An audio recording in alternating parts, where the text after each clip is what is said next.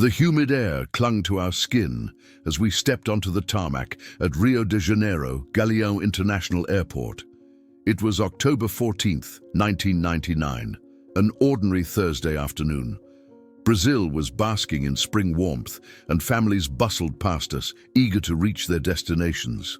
I remember gripping my 6-year-old daughter, Isabella's hand, her tiny fingers warm and excited, chattering about clouds that looked like cotton candy. Her sketchbook dangled from her wrist, the pages already peppered with doodles of airplanes, rainbows, and smiling stick figures. Our flight, Flight 421, was a short hop to Sao Paulo, just over an hour away. We'd celebrated Grandma's birthday in Rio, and all I wanted was a few more moments of laughter and whispered secrets. The cabin crew's practiced smiles felt reassuring. I settled into my window seat, Isabella tucked beside me, her eyes wide with wonder at the engine's roar. She had insisted on wearing her lucky yellow dress covered in tiny suns, convinced it would keep the flight smooth. As the jet accelerated down the runway, I felt a gentle nudge of excitement. The plane lifted, and Rio's sprawling skyline shrank beneath us. I pointed out landmarks, Copacabana's crescent beach, the emerald peaks of Tijuca Forest, while Isabella traced them in her sketchbook, her small hand moving swiftly, creating a world she could carry with her. 15 minutes in, the captain's voice crackled through the speakers. "Folks, thank you for flying with us today. We're cruising at altitude now. Weather ahead is clear. Sit back and enjoy the ride." Applause and relieved sighs rippled through the cabin. I glanced at Isabella. She was already deep in concentration, drawing a smiling sun above our little airplane. It was at that moment, just as she sketched a tiny winged creature soaring beside ours, that the world changed. A sudden shudder ran through the fuselage, an unnerving tremor that rattled overhead bins and sent a jolt up my spine. Gasps erupted, the engines stuttered. For a heartbeat, everything hung in balance. The drone of wind outside, the scratch of pen on paper, the distant hum of conversation. And then, silence. The engines quit, as if someone had flipped a cosmic switch. The cabin lights flickered, then steadied into a dim glow. Passengers clutched armrests, knuckles white. Flight attendants exchanged urgent looks. Isabella pressed her sketchbook to her chest, her eyes wide, frightened. I pulled her close, whispering, "It's okay, love. Mommy's right here." But as adrenaline surged, reality bit. We were plummeting. The safety alarms bleated. People screamed. I strained to see the flight attendants struggling to reach overhead oxygen masks. The plane pitched sharply, and the ground rushed up. Then, nothing. Darkness swallowed us. When I opened my eyes, I was lying in damp undergrowth. The fuselage had split. Jagged metal surfaces gleamed with rain. A surreal hush enveloped the debris field. Rain tapped the shattered panels. Somewhere, distant cries pierced the stillness. I felt Isabella's weight beside me, slender, miraculously alive. Her yellow dress was torn and mud-splattered, but she clutched her sketchbook to her chest. I called her name. She blinked up at me, tears streaking dirt across her face, but her grip on the drawings never loosened. Paramedics arrived hours later, their lamps slicing through the forest gloom. They found me cradling my daughter, her small body trembling with shock. When they lifted her into the stretcher, they glanced at her notebook, pages upon pages of innocent sketches, suns, trees, airplanes, stick figures holding hands. Then they paused at the final drawing, an angel with wings hovering above a broken plane, guiding its survivors to safety. They believe she couldn't have made it, one rescuer whispered to another, voice thick with awe. Not a 6-year-old alone in this crash. But they were wrong. Isabella survived, and her drawings, each stroke a testament to hope, became evidence that no darkness is so absolute that a child's imagination cannot light the way. As dawn broke over the quebrada, the wreckage glinted under rosy skies. For a moment, the jungle seemed to hold its breath, honoring the little artist who refused to let tragedy silence her world. And in that quiet, I realized her drawings weren't just pictures. They were lifelines, markers of resilience that spoke louder than any voice could. Dawn arrived slowly, its pale light filtering through the shattered canopy above the crash site. The air smelled of damp earth and scorched metal. I sat huddled beside Isabella, her small body curled against mine, her sketchbook still clutched tightly in her trembling hands. Around us, the debris of Flight 421 lay strewn like a grotesque puzzle, mangled seats, twisted luggage, and shards of plexiglass glinting like broken tears. Each fragment was a reminder of that instant when our world had shattered. Just beyond our makeshift shelter, I could hear the faint hum of helicopter rotors. The jungle seemed to hold its breath, as if unwilling to disturb the solemn scene below. Then the rotor's thrum grew louder, drowning out the cicadas' song. A white and red rescue helicopter hovered overhead, kicking up a swirl of leaves and dust. My heart pounded as a basket lowered from its undercarriage, swinging precariously amid the branches.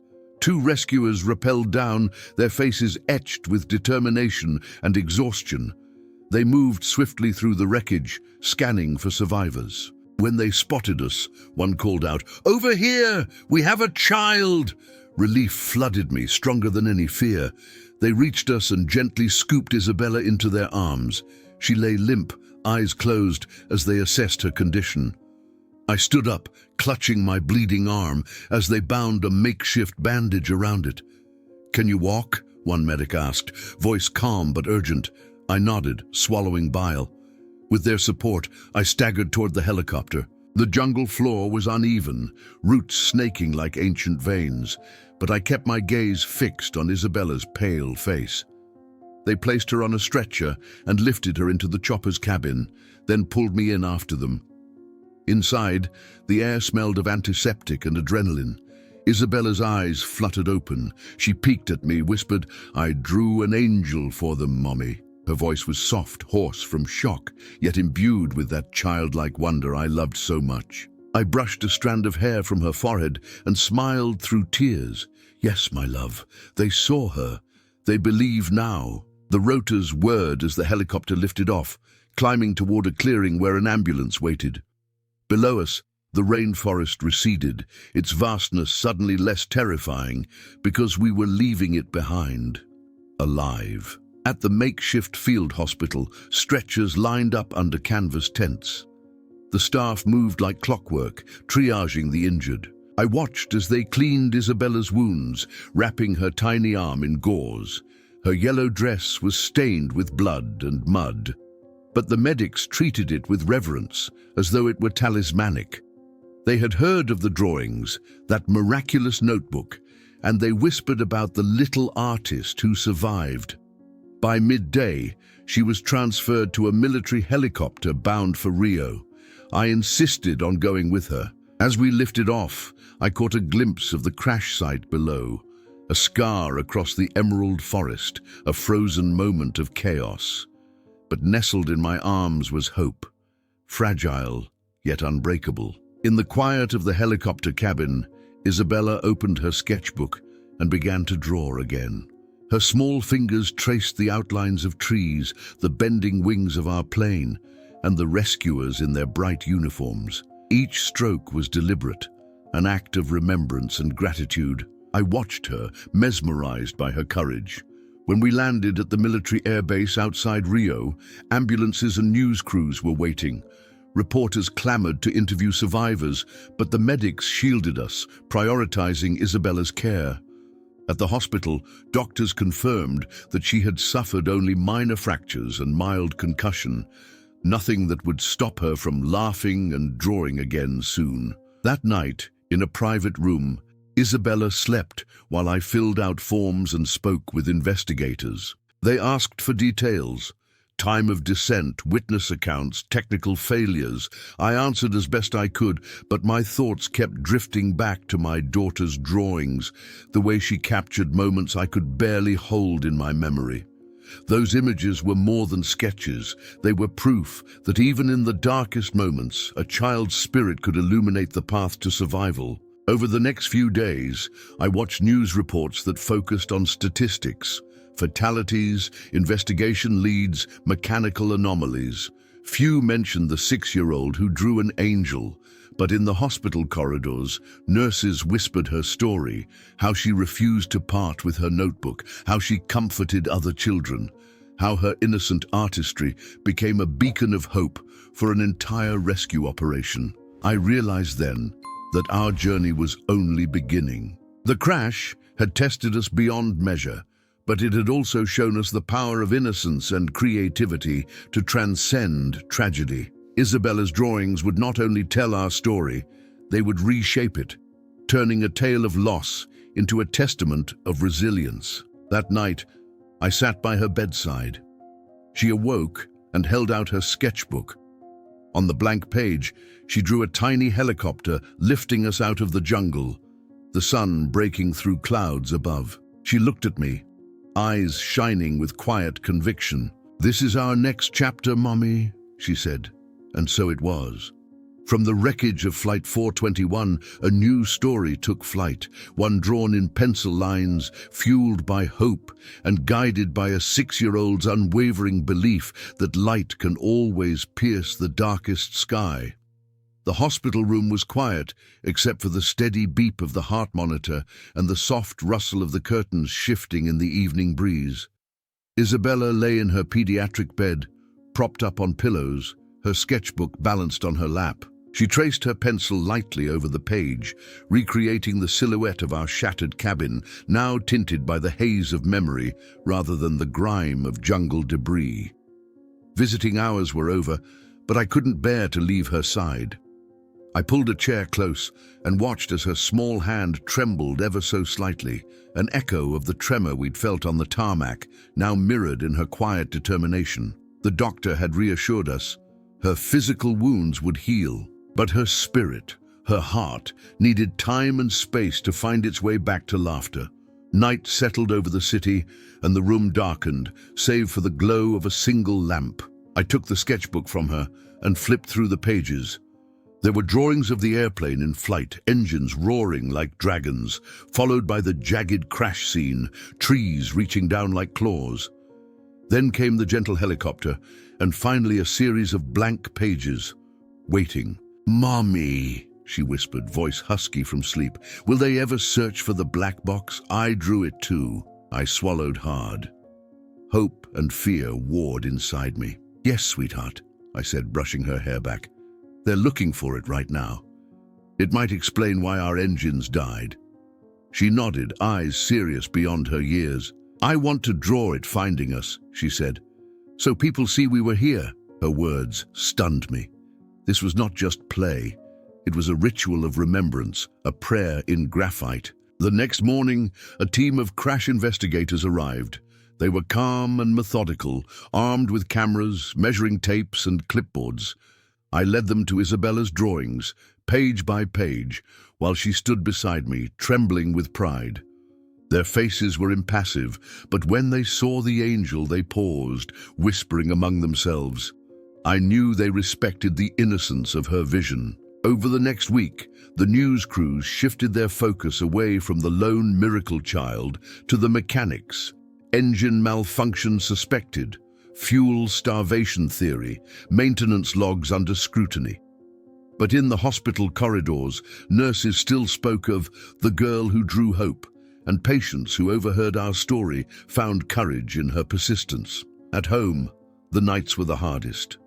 Every rustle in the darkness, every distant car horn sent me leaping from sleep with a jolt. I hid my terror from Isabella, but sometimes she caught me staring at the ceiling, jaw clenched, as if bracing for impact. She would slide under the covers and hug me, whispering, "It's okay, Mommy, draw us flying again." One evening, unable to sleep, I found her at the window, sketchbook open on the sill. Outside, the city lights twinkled like distant stars. She was drawing a new scene, her yellow dress fluttering as she soared over Rio, arms outstretched, a smile etched across her face. Below her, the Christ the Redeemer statue seemed to bow, welcoming her back to safety. "Why do you draw us flying?" I asked, voice thick. Her pencil paused. She looked up, eyes clear and unafraid. "Because then I can do it again," she replied simply. "If I draw it, it's not over." I realized then that her drawings were not just testimony. They were her lifeline. Each image was a talisman, warding off the darkness that sought to swallow her joy. She taught me that resilience wasn't about forgetting pain. It was about transforming it into something beautiful. As days turned into weeks, Isabella's body grew stronger. She walked the hospital halls, sketchbook tucked under her arm, greeting nurses and young patients alike. Her smile returned, fragile at first, then broader, more certain. She handed her drawings to children recovering from burns or broken bones, encouraging them, "You'll fly again soon." Meanwhile, the investigators found the black box deep in the jungle's clay. Its recorder revealed a routine electrical failure, a series of cascading faults that cut power to both engines. It was a technical tragedy, perhaps preventable, but nothing could erase the terror of that momentary silence. The report would list recommendations: redundant wiring, enhanced inspection protocols, additional safety drills. But it could never capture the hush that fell inside us, the hush of a sky gone quiet. On the day we left the hospital, Isabella closed her sketchbook and slipped it into my bag. "Take it with you," she said. "So we remember." I knelt beside her bed and kissed her forehead. "We will," I promised. As we stepped into the bright sunlight, the city pulsed around us. Cars honking, vendors calling, life unfolding in ceaseless motion. But we moved at our own pace, honoring the slow rhythm of healing. I held her hand, and she leaned into me, her head resting on my shoulder. Behind us, the hospital loomed, a place of sorrow and salvation, where metal met flesh and brokenness met renewed hope. And in my heart, I carried the conviction that our story, scrawled in pencil and etched in memory, was only beginning. Returning home to Rio felt surreal, a kaleidoscope of familiar sights and sounds tinted now by our ordeal. The cacophony of traffic felt sharper, the heat more intense, the city's rhythm both comforting and jarring. Every billboard, every snippet of conversation seemed to whisper reminders of Flight 421's crash. News vans parked at street corners, reporters interviewing passers-by about aviation safety, whispers of conspiracy theories and mechanical blame. We stepped off the taxi onto our front porch, and the wooden door swung open with a creak I had almost forgotten. Inside, the afternoon sun slanted through the living room windows, illuminating the dust motes dancing in the air. My husband, Marcelo, stood in the doorway, eyes red from tears and relief. Isabella's face lit up, and she sprinted into his arms, sketchbook tucked securely under her arm as though it were the most precious treasure in the world.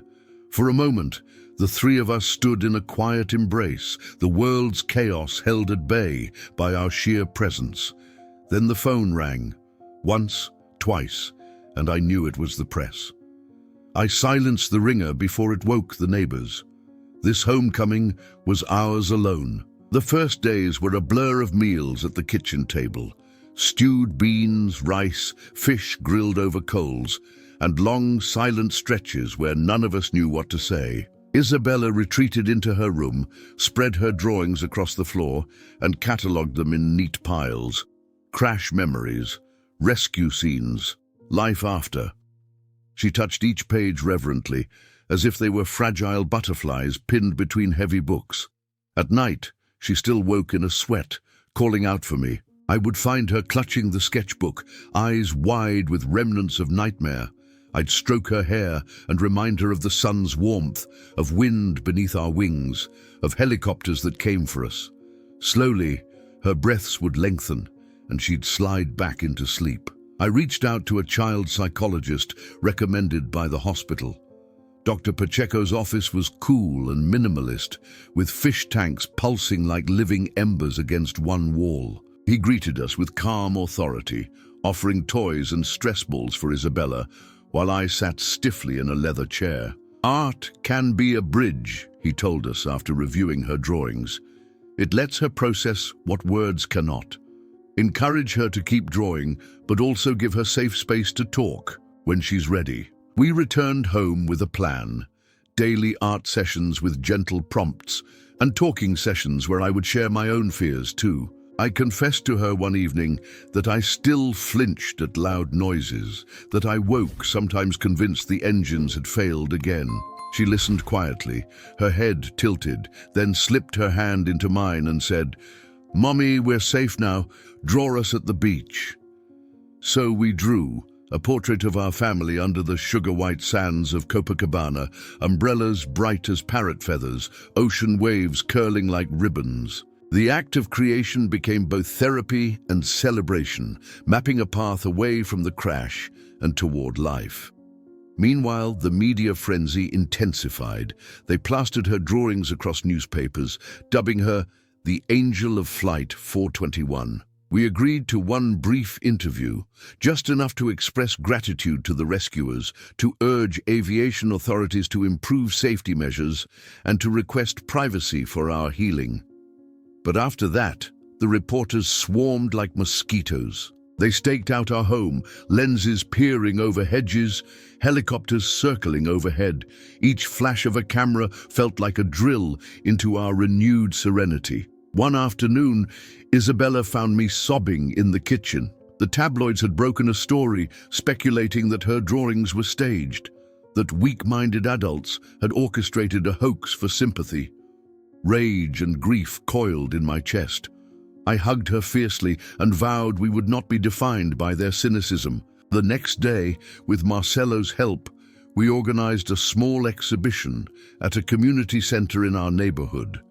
Titled "Drawn from Silence," it showcased her original sketches alongside photographs from the crash site and rescue operation. We invited neighbors, teachers, and several journalists, this time on our terms.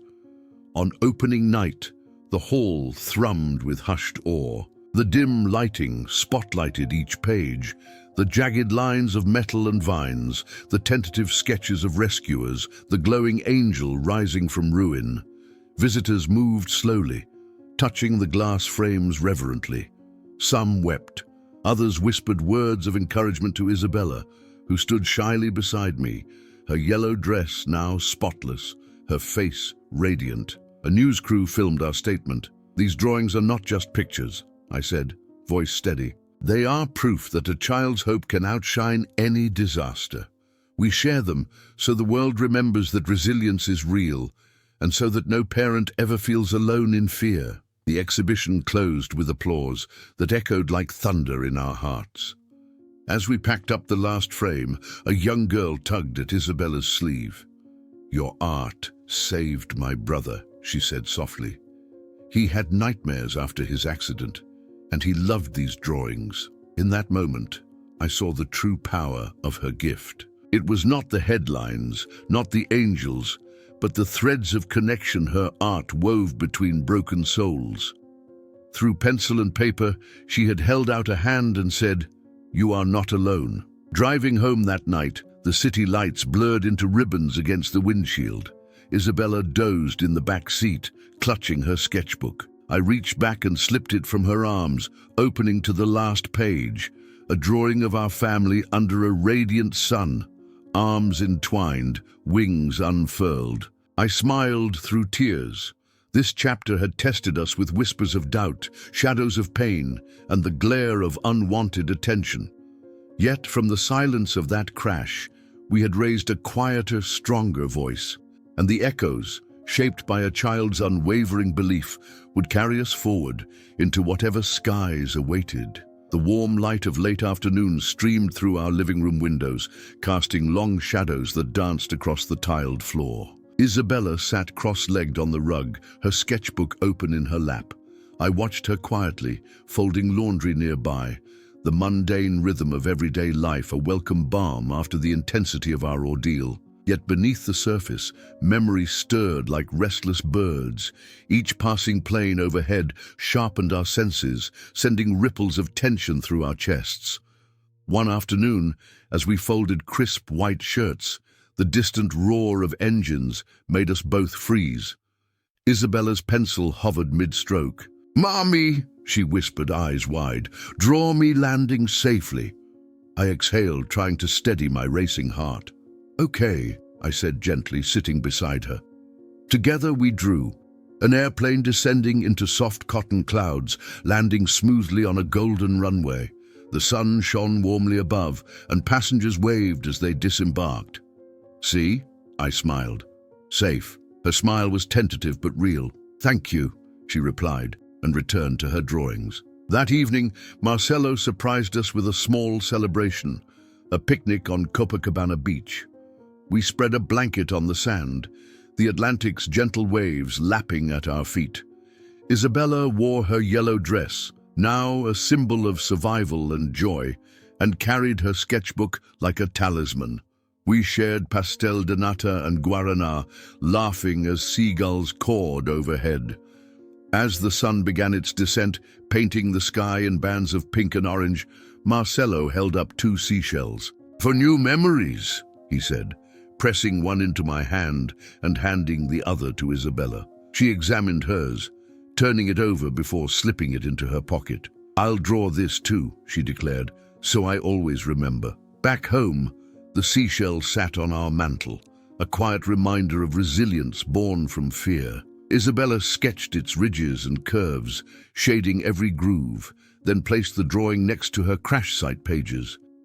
The contrast was stark. Terror's jagged lines beside delicate beauty. Yet together they told a story of balance, of darkness and light entwined. Weeks later, school resumed. Isabella stepped into her classroom, clutching her backpack and sketchbook. "I'm the girl from the news," she overheard classmates whisper, their eyes wide with curiosity. Some greeted her with awe, others with reluctance. But when she sat down and opened her drawings, her peers gathered around, drawn by the vivid scenes. Her teacher, Ms. Fernandez, invited her to share the story with the class. Isabella stood before her classmates, voice soft but unwavering. She showed the crash and rescue drawings, then the beach and seashell sketches. "This is my journey," she said simply. "I won't let fear stop me from drawing new skies." Applause rippled through the room. In that moment, she was not the crash survivor, but the storyteller, gifted with the power to transform pain into hope. After class, children lined up to borrow her sketches, asking for copies they could hang on their walls. Isabella beamed, her confidence a testament to the healing power of art. At home that afternoon, we strategized her next project, a graphic diary of the months following the crash. Chapter by chapter, she would document our recovery. Hospital halls, family reunions, quiet moments of reflection and everyday triumphs, like our picnic on the beach and her first full night's sleep without nightmares. We set up a workspace in the sunroom, a small table, art supplies neatly arranged, watercolors, graphite, colored pencils, and plenty of paper. Every evening she'd settle into a high-backed chair, opening her diary to a fresh spread. I would sit across from her, typing notes on my laptop as she narrated each scene. Together, we wove words and images into a tapestry of survival. One night, as rain tapped the windows, she paused mid-drawing. The page depicted the moment the helicopter appeared over the jungle canopy. Her pencil hovered above the paper, and tears welled in her eyes. "Mommy," she said quietly, "I don't want to remember that again." I set aside my laptop and folded my arms around her. "You don't have to draw anything you don't want to," I said. "We can skip any page that feels too hard." She shook her head. "No," she breathed. "I need to finish it so I can move on."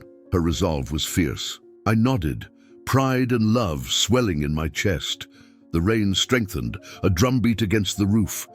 She exhaled and resumed sketching, each line carving out a piece of the past to be laid to rest. In her art, the terror lost its power. Transformed by her hand, it became something she could hold, inspect, and finally release. When she finished that spread, she turned the page. Blank. "This is where the future begins," she whispered. I watched her draw a simple sunrise, a promise of new beginnings, drawn in gentle strokes of orange and pink. And in that sunrise, I saw not only her healing, but ours. A family bound by love and strengthened by art, ready to face whatever skies lay ahead. Morning light filtered gently through the curtains as I entered the sunroom, where Isabella sat at her art desk, absorbed in her newest creation. This time, she wasn't revisiting the crash or the rescue. Instead, she sketched the silhouette of a small airplane soaring above Rio's iconic skyline, Christ the Redeemer, Sugarloaf Mountain, and the bustling mosaic of red-tiled roofs below. Beneath the plane, a banner fluttered in the breeze, bearing 3 simple words, "We are strong." I paused at the door, heart swelling. Her art had evolved from documenting trauma to celebrating triumph. She looked up, smiled, and held out her pencil. "This is for our next exhibition," she said. "Wings of Tomorrow. Can we do it?" Her eyes shone with determination. I nodded, envisioning a gallery filled not with wreckage and fear, but with hope and possibility. Over the following weeks, we collaborated on the Wings of Tomorrow project, blending her vibrant illustrations with my narrative captions. Each piece formed a chapter of our collective journey. The hush of the engines, the crash's jagged horror, the gentle power of rescue, and now, this new chapter, our steady ascent beyond fear. We reached out to local art centers and secured a modest gallery space in Lapa, known for its bohemian flair and colorful facades. Meanwhile, life continued its unpredictable course. Isabella's nightmares waned, though they still crept back on stormy nights or during unexpected turbulence on short taxi rides. We turned those moments into opportunities. I would sit beside her, drawing alongside her in the guest room. While thunder rumbled outside or tires rolled over concrete, we sketched dragons with soft wings, breathing lightning as playful ribbons rather than destructive bolts. Each line coaxed a smile, each stroke wove courage into her heart. One afternoon, as we sorted through her art supplies, Marcelo called from the kitchen. "Airplane sighting," he announced. I felt the familiar tightening in my chest, but before panic could rise, Isabella called back, "Mommy, draw it!" We dashed to the window. Across the street, a small commuter jet taxied along the runway of the nearby Santos Dumont Airport. Its engines purred low and steady, a lullaby compared to the roar of larger jets. I handed Isabella a sketchpad. Together, we captured the plane's sleek form, the afternoon sun glinting off its fuselage, the dust motes dancing in its slipstream. When we finished, she looked up at me and said, "Planes can be gentle too." Her insight struck me. It was the perfect theme for our exhibition, that balance between power and vulnerability, between fear and wonder. Opening night arrived with balmy air and golden hour light spilling through the gallery's tall windows. The walls were lined with Isabella's watercolors and graphite drawings, each framed in clean white mats. Beneath each piece, captions I had written in both Portuguese and English guided viewers through our story. The final wall was dedicated to Wings of Tomorrow, a series of 7 illustrations depicting her journey from panic to peace with airplanes. Neighbors, friends, and curious passers-by filtered in. A hush fell as they moved through the space, eyes tracing the delicate lines and bold colors. Some paused to read the captions, others whispered to companions. When they reached the final series, many lingered, visibly moved by the transformation depicted on the walls. A local reporter stepped forward, microphone in hand. "Isabella," she said softly, "your drawings have touched so many hearts. What do you hope people take away from this exhibition?" Isabella straightened, shoulders back, no hint of the shy girl who once trembled under fluorescent hospital lights. She answered clearly, "I hope they see that fear isn't the end. It's a beginning. When you draw your fears, they become smaller. When you face them, they become beautiful." The crowd erupted in applause. Tears glistened in more than one eye. I squeezed Isabella's hand, pride and love surging through me. This was more than an art show. It was a sanctuary where grief and grief's aftermath were met with empathy and creativity. After the exhibition, invitations poured in. A national children's hospital wanted to showcase her work in the pediatric ward.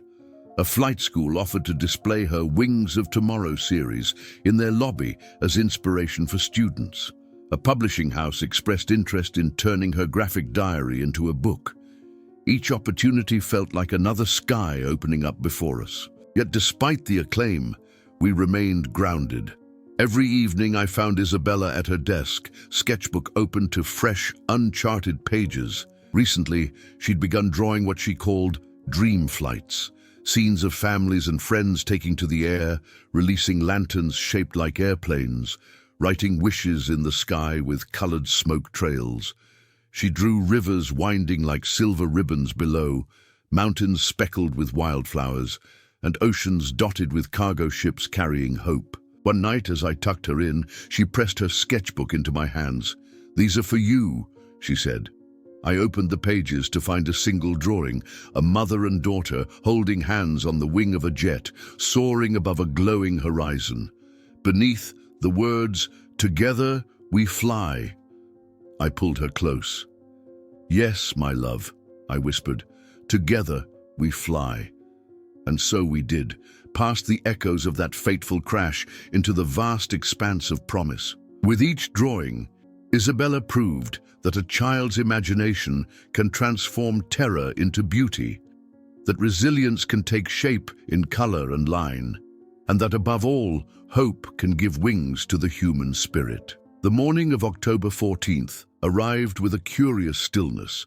Exactly 6 years had passed since Flight 421's engines fell silent, yet the date carried a weight that no calendar could erase. Across Rio, life pulsed on, vendors hawking pão de queijo, surfers carving waves at Apador, traffic creeping along Avenida Atlantica.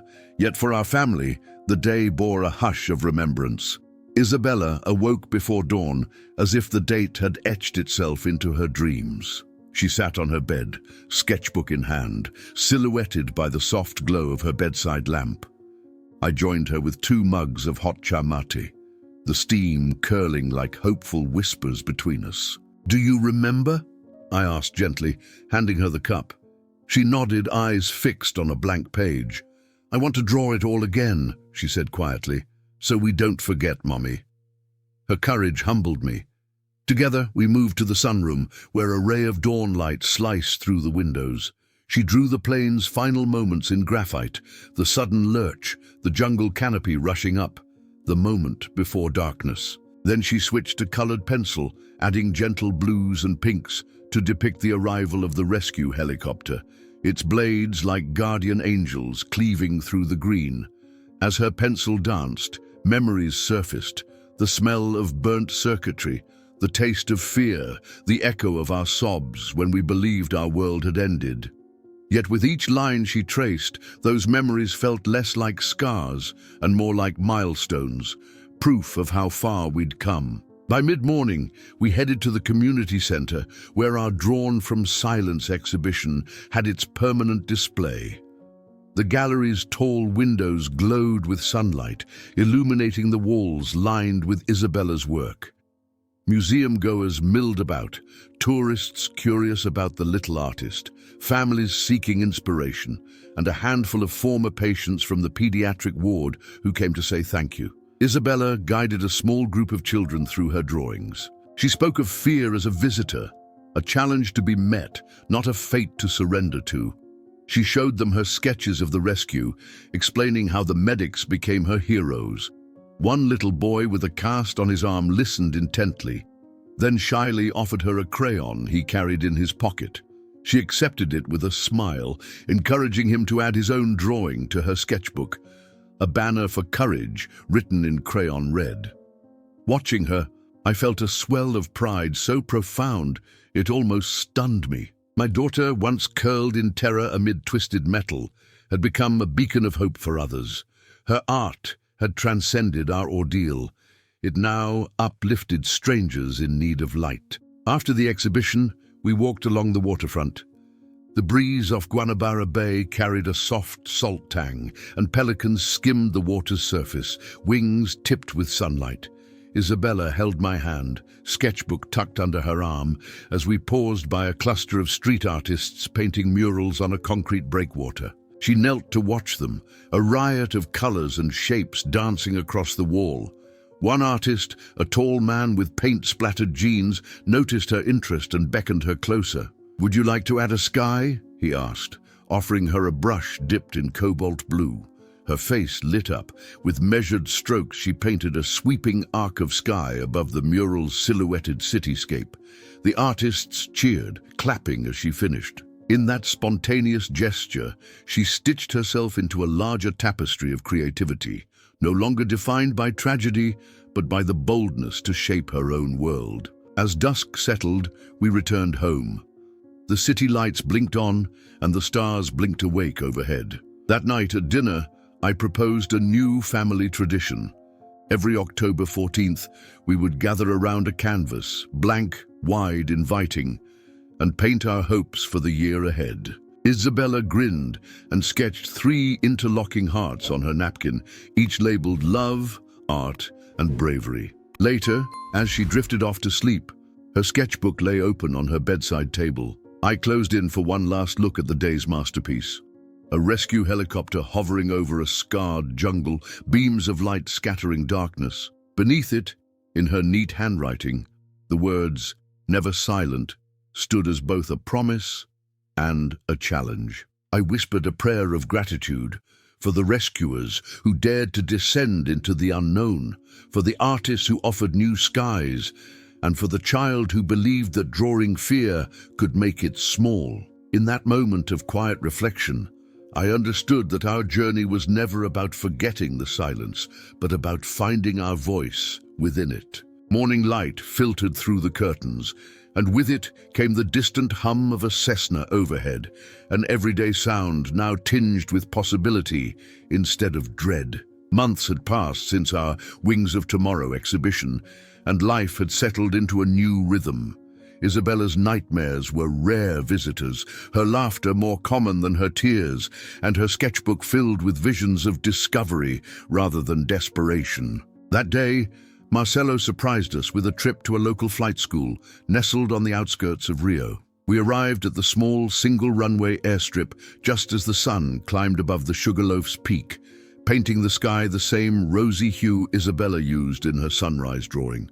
We walked past hangars where small planes sat patiently, wings outstretched like birds ready for migration, and into the flight school's modest clubhouse. Posters lined the walls, diagrams of cockpit instruments, cutaways of engine parts, and photos of students in headsets grinning with exhilaration. Behind the desk stood Captain Renata Silva, a former airline pilot turned instructor. She greeted us warmly, eyes crinkling with genuine interest. "I've heard about your daughter's art," she said, voice rich with admiration.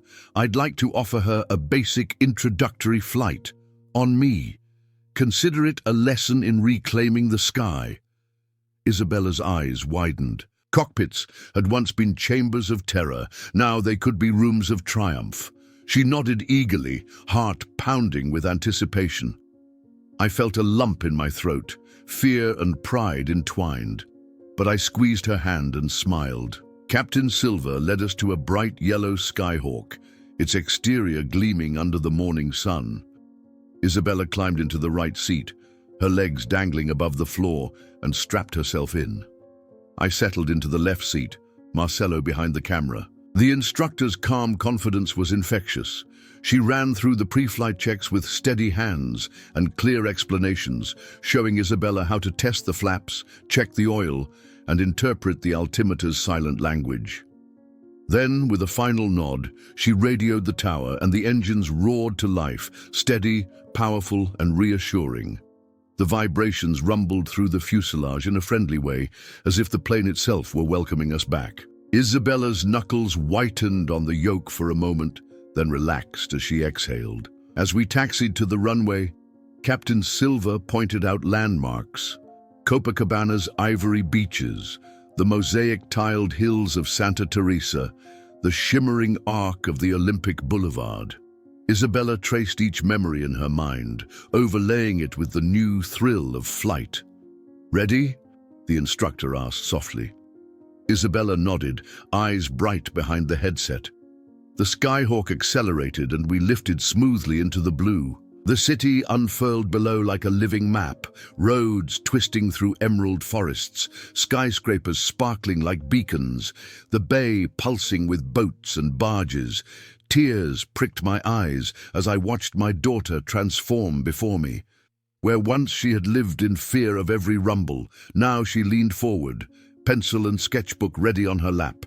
She sketched the wing's smooth curve cutting through clouds, the cathedral-shaped peaks, and the distant horizon, where sky met sea in an endless embrace. Captain Silver offered gentle instruction. Feel the horizon. Trust the instruments. Flight isn't just physics, it's poetry. Let the plane guide you. Under her guidance, Isabella took the yoke, guiding the aircraft into a gentle bank over Guanabara Bay.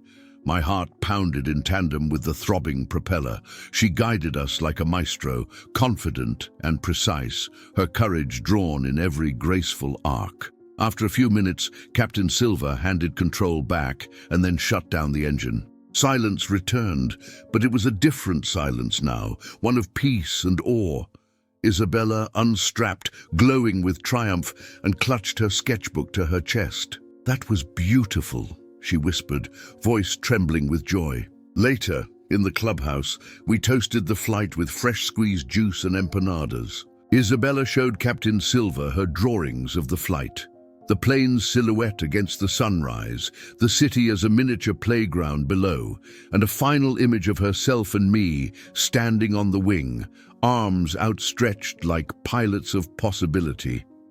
Captain Silver studied the sketches, then smiled.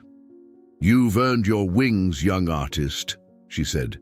"Keep flying, on paper, in planes, in your dreams." On the drive home, Isabella gazed out the window, sketchbook open on her lap. She had drawn us stepping off the plane, hair windblown, eyes shining with new horizons.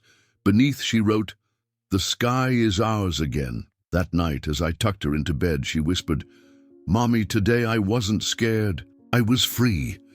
I kissed her forehead and promised, "Freedom is yours, always." In the weeks that followed, Isabella incorporated aviation elements into every new project. Blueprints overlaid with watercolor clouds, collage pieces made from old flight manuals, and a comic strip starring a brave young pilot who rescued lost travelers in a magical airplane. Her art had soared far beyond mere documentation. It had become an expression of empowerment. Through her journey, sketched in pencil, colored in watercolors, animated in the sky, Isabella taught us that fear need not be a permanent passenger. With steady hands on the controls of imagination, we can navigate turbulence, lift above despair, and embrace the freedom that awaits each time we dare to take flight. The soft glow of dawn crept into the sunroom, illuminating towers of sketchbooks stacked like treasured tomes. Today's project was different. Instead of revisiting past trials, Isabella intended to imagine a future flight, one not yet taken.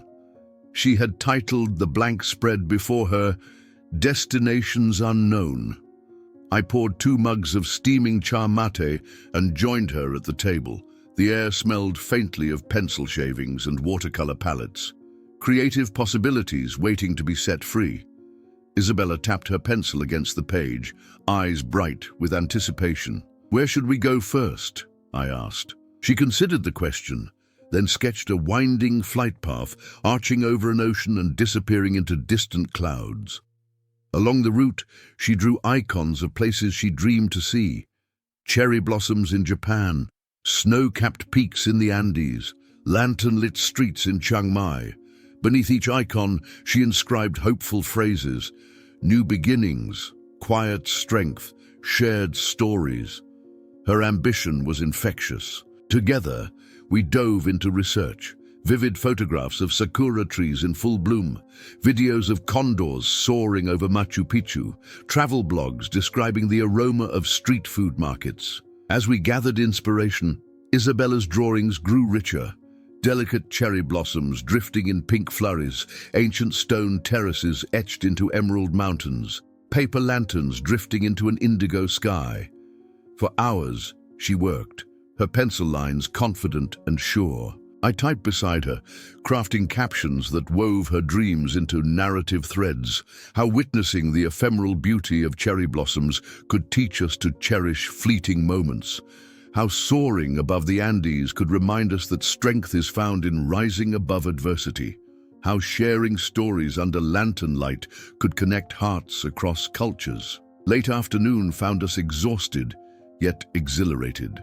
Isabella closed her sketchbook with a satisfied sigh. I want everyone who sees this to know that fear should never stop us from exploring, she said. As evening shadows stretched across our living room, we prepared for a new adventure, our first family trip since the crash.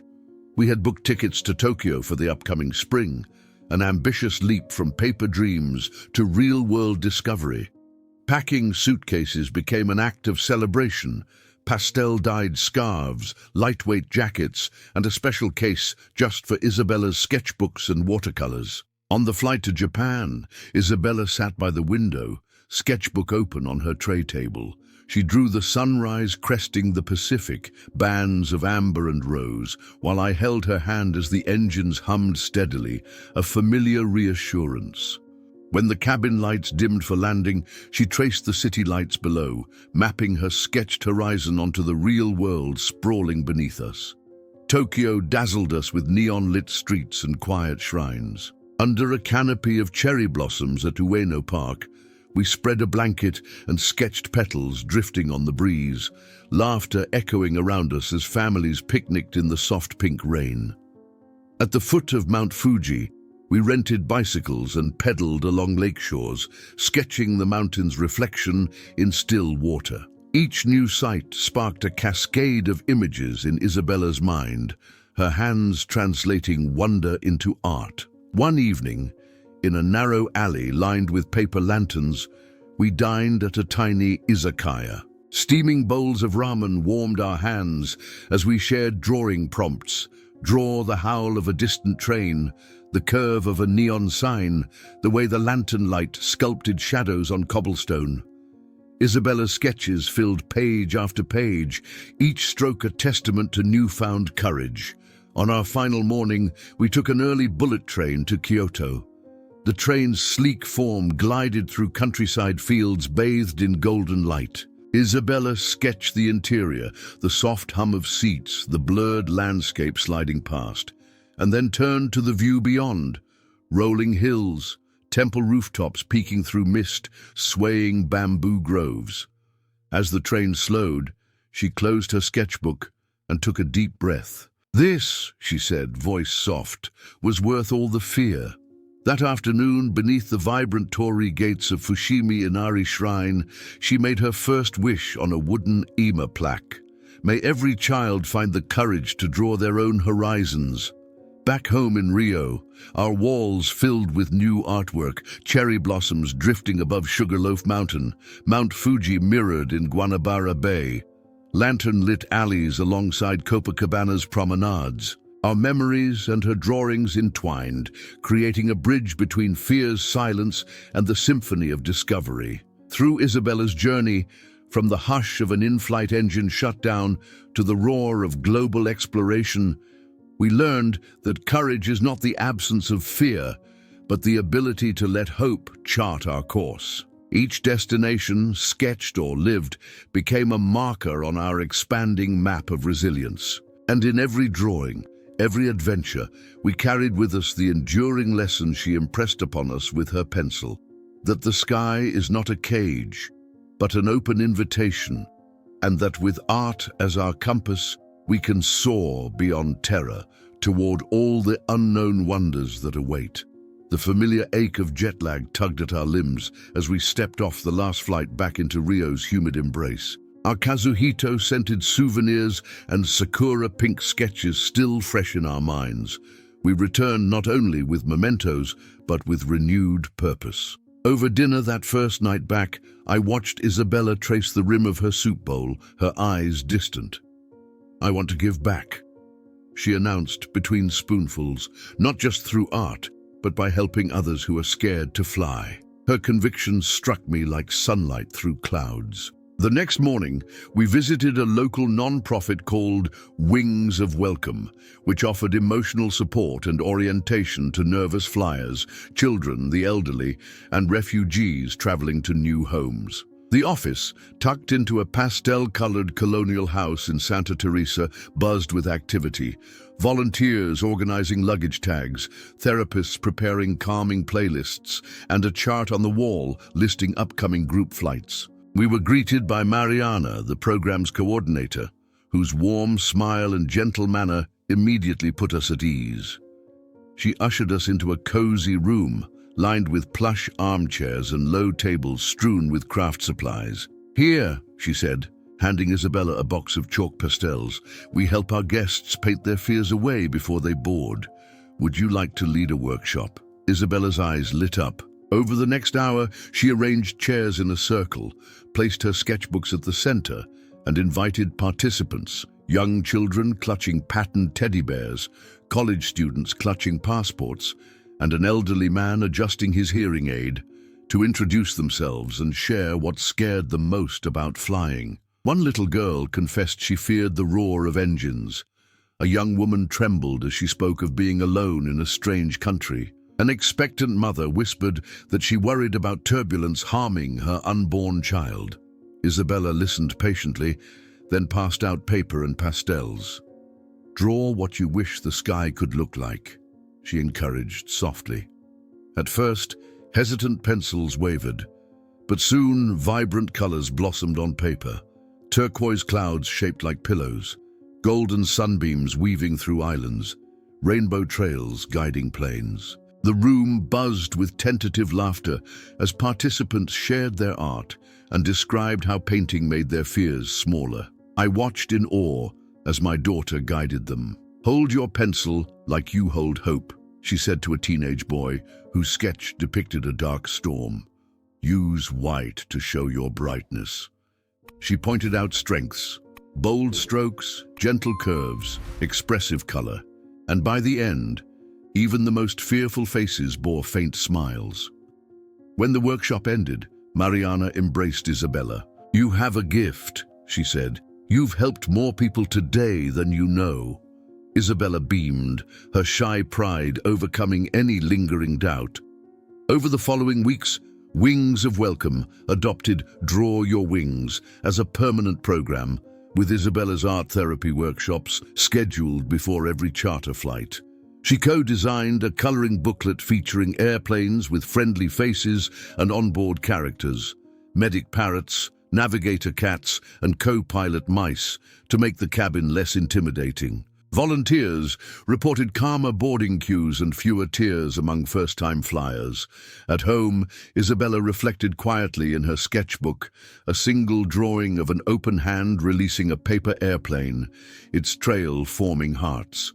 Beneath, she wrote, "Compassion lands every heart safely." Meanwhile, Marcelo and I documented the program's impact. Parents sent emails describing calmer children.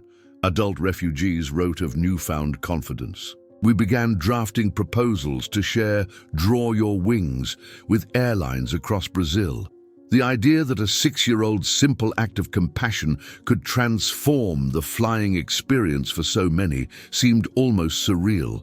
One afternoon, as I edited photos of workshop participants displaying their artwork, Isabella appeared with a stack of printed sketches. "These belong to the pilots," she declared, handing me images of colorful clouds and smiling planes, each signed in bold letters.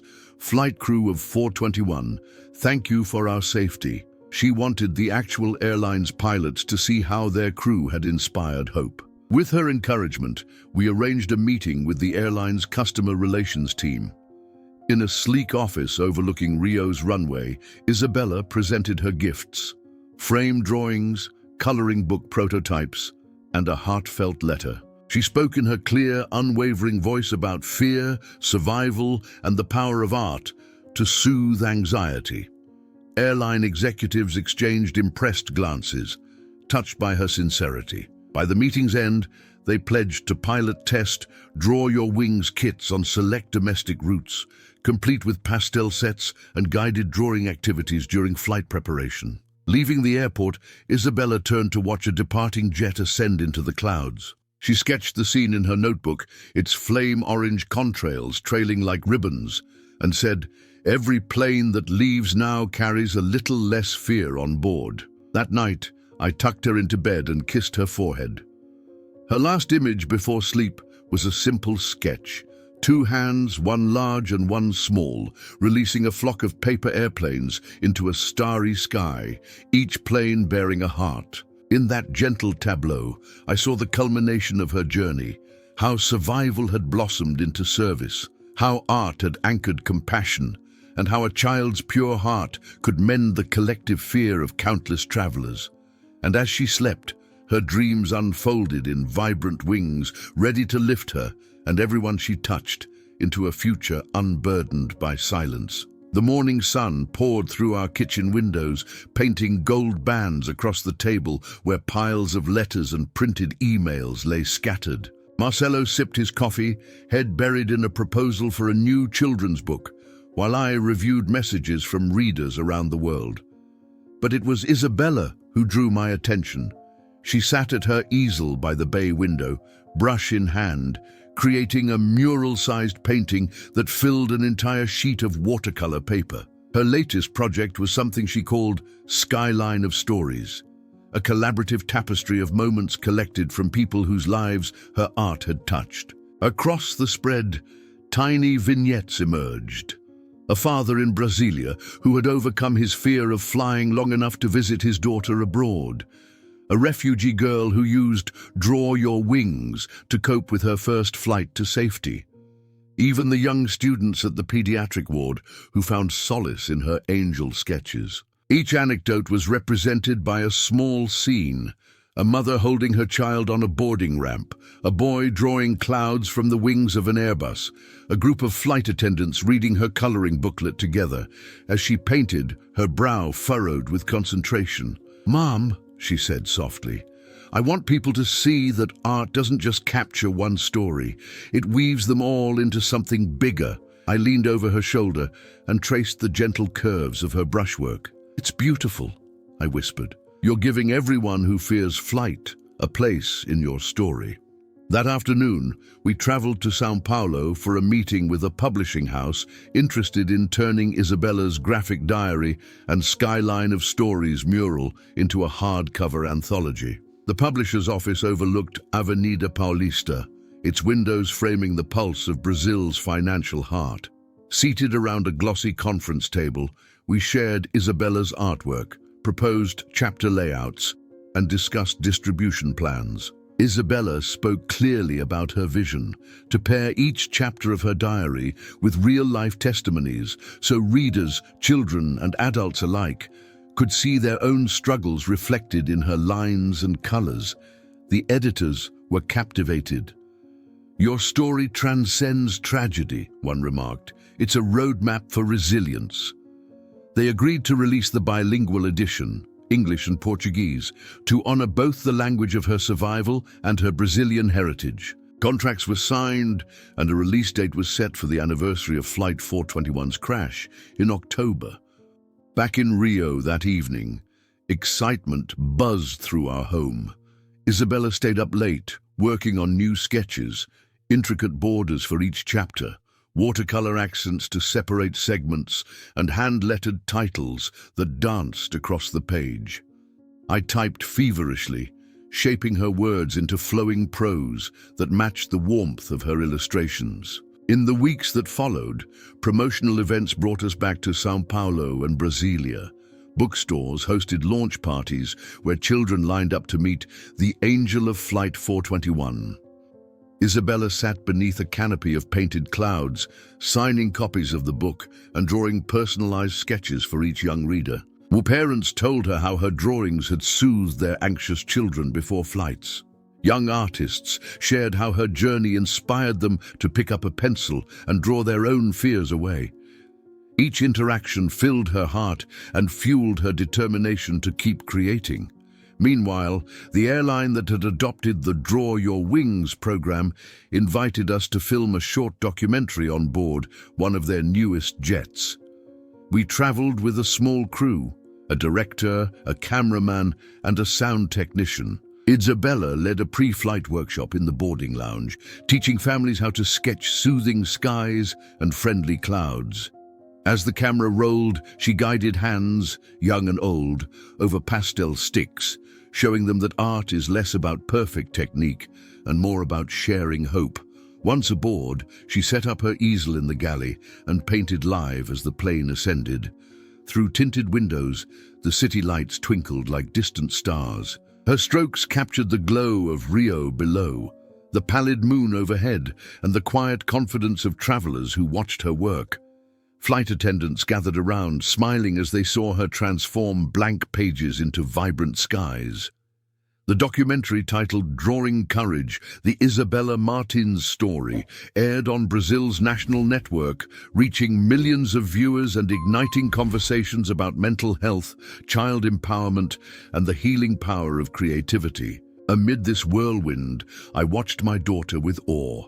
The child who once believed her survival was impossible had become a catalyst for change, using art to dismantle barriers of fear and build bridges of compassion. Late at night, I found Isabella back at her easel, painting another mural for the upcoming book tour, a vast sky fanning out across continents, threads connecting families, dreamers, and survivors from every corner of the world. When she finally set down her brush, she turned to me with a soft smile. "Mom, I think this is the best chapter yet," she said. I hugged her tightly, tears glinting in my eyes. "It truly is, my love. You've given more than anyone could ever draw." That night, as we prepared for bed, Isabella slipped back into her sketchbook and wrote a final note on the last blank page of her graphic diary. "This story belongs to everyone who dares to draw hope in the silence. May your lines be strong, your colors bright, and your heart forever ready to fly." And with that, she closed the book, her legacy sealed in lines that would guide countless souls into skies no longer shuttered by fear, but illuminated by possibility. The night before our departure for the book's official world tour premiere, Rio's skyline shimmered under a crescent moon. From our apartment balcony, I watched Isabella pacing back and forth, sketchbook in hand, as she prepared a parting gift for the city that had borne witness to her journey. Each step she took seemed to carry the weight of every drawing she'd ever made. Moments of terror, wonder, grief, triumph, and above all, hope. "I want to leave something behind," she explained, setting her sketchbook on a small easel. With a single stroke of her pastel, she drew a winding ribbon of sky, stretching from the Sugarloaf Mountain to the horizon beyond. Above, she painted dozens of paper airplanes ascending into the night, their trails glowing with soft luminescence. Beneath them, she lettered in graceful script, "For every heart that learns to fly." As the ink-dry pastel clung to the paper, passers-by on the rooftop terrace paused. A neighbor from the 9th floor leaned over the railing. "That's beautiful, Isabella," he said. "It looks like a promise." She nodded, smoothing a stray wisp of hair behind her ear. "It is," she replied. "A promise that no matter how silent the sky may become, we will always draw our own way back to the light." The next morning, at Santos Dumont Airport, we were greeted by a sea of supporters. Colleagues from Wings of Welcome, gallery visitors from the Drawn from Silence exhibition, and even a few of the original rescuers who'd flown into the jungle to save us. Reporters clustered at the edge of the tarmac, camera lights blinking like fireflies as they prepared to document the send-off. Isabella stood in front of the news cameras, her yellow dress now embroidered with tiny paper airplanes, a design she had sketched and then commissioned her grandmother to sew. After brief words of gratitude and encouragement, she lifted the sketch she'd finished the night before and pinned it to a temporary artboard mounted on an easel. Around it, she displayed original drawings from each chapter of her journey, 12 panels in all, moving from the dark hush of the crash to the vibrant dawn of her global outreach. The board gleamed under the airport lights, a tapestry of resilience.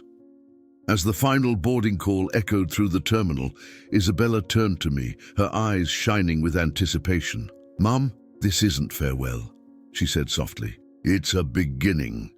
I hugged her tightly, remembering the first chapter of our story, the day the plane snapped from life to death with a single tremor. How far we had flown since then, through the jungle's silence, onto hospital wards and gallery walls, into classrooms, flight schools, and global airways. Her journey had carried her from survivor to healer, from child to visionary, with every stroke of her pencil. On the flight deck of our chartered plane, Isabella settled into a seat by the window, sketchbook open on her lap.